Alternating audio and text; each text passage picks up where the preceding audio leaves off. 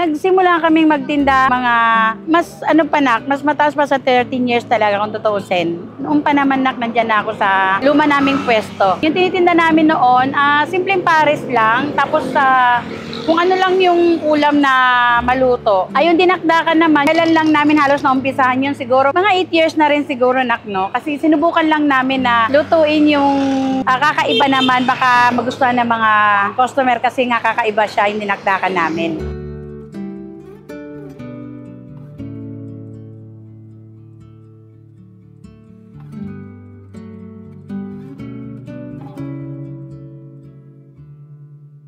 Dinagdagan kasi bawat kasi mga nagpapares, yung iba sinasamahan nila ng kanya-kanyang yung diskarte. Kunwari, iba, naririnig ko may mga sila, mayroon naman silang tapang kabayo, yung iba naman kung ano-ano lang. Kami kasi naisip namin, subukan natin yung dinagdagan, baka mas magustuhan nila. Doon nagsimula yun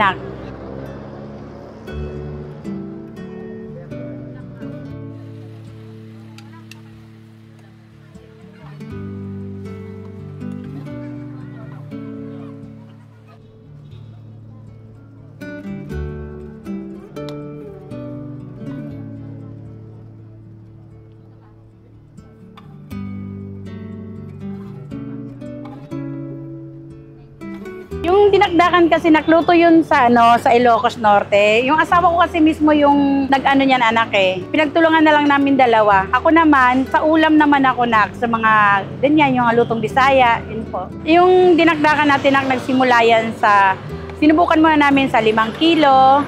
Tapos hanggang sa napansin namin na parang hinahanap-hanap na ng mga suki. Tapos ikinikwento nila hanggang sa dinagdagan, nag 10 kilo. Hanggang sa naging naging 65 kilos na po siya ngayon. Ubos po siya araw-araw na kasi talagang yun lang naman ang namin ang pinupuntahan. Hindi naman kami talaga nakilala sa pares. Doon kami nakilala sa dinakdakan anak.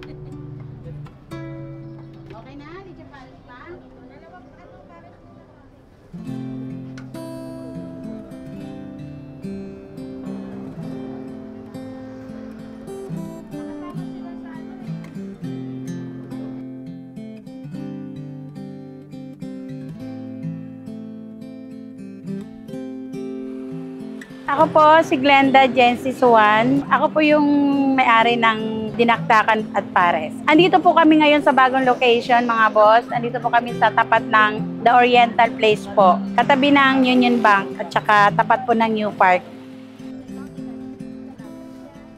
Siguro kami kasi the more na nasasarapan kami, mas gusto pa namin i-improve kunwari yun. Kayo dagdagan pa natin ng ganon. Tapos, the more na nagiging mabilis siya, mas gusto pa namin siyang pasarapin tuloy. Parang ganon. Dahil mas gusto namin kasi binabalikan eh.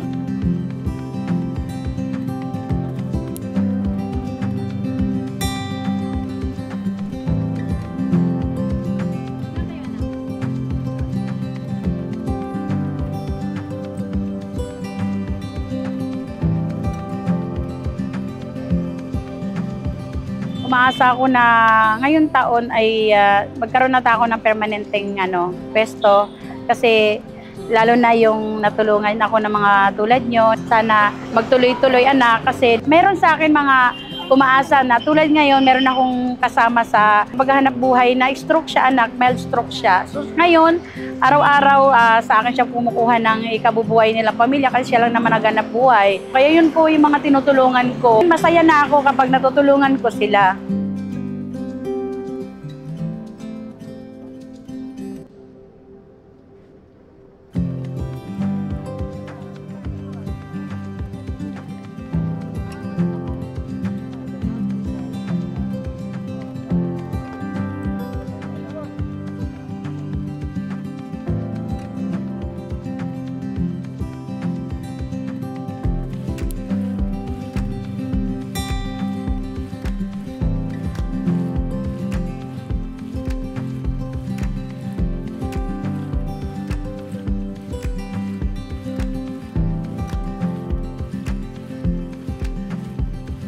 Ayun, mga bossing, mga suki ko, sa mga hindi pa po nakakatikim ng dinakdakan ko, iniimbitahan ko po kayo na sana po masubukan nyo rin po yung aking dinakdakan. Nagpapasalamat din po ako no, sa mga nakatikim na, sa mga pabalik-balik na ng mga suki ko, yung mga nagsasabing okay naman yung paninda ko.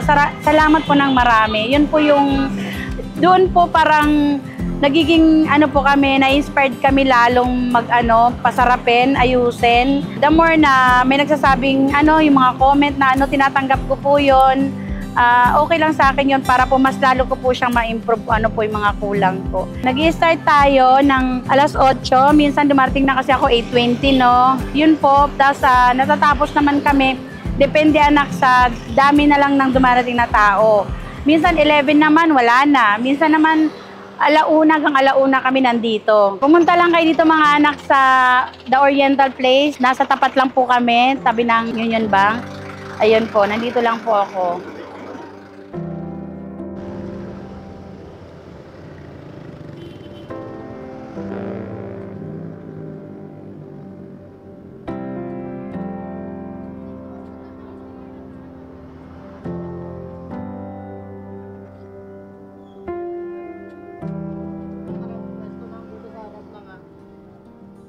Magkano po isang order nyo na Ito na, 75 with rice.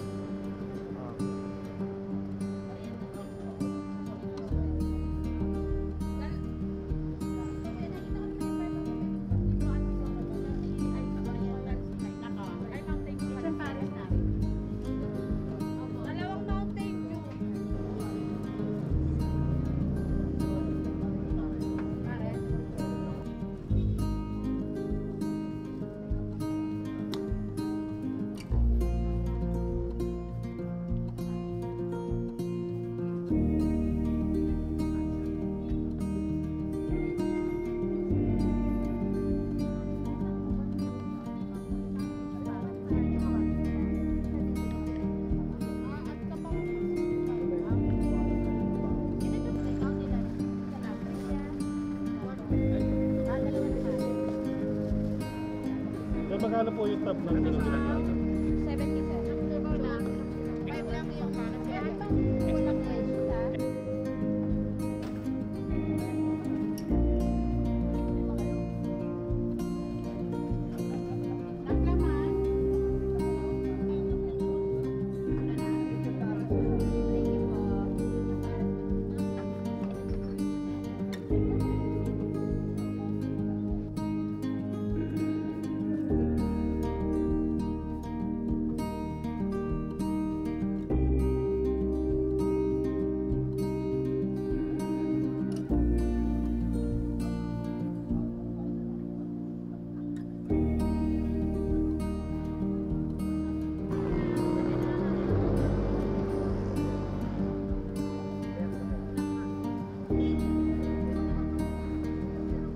Sige po.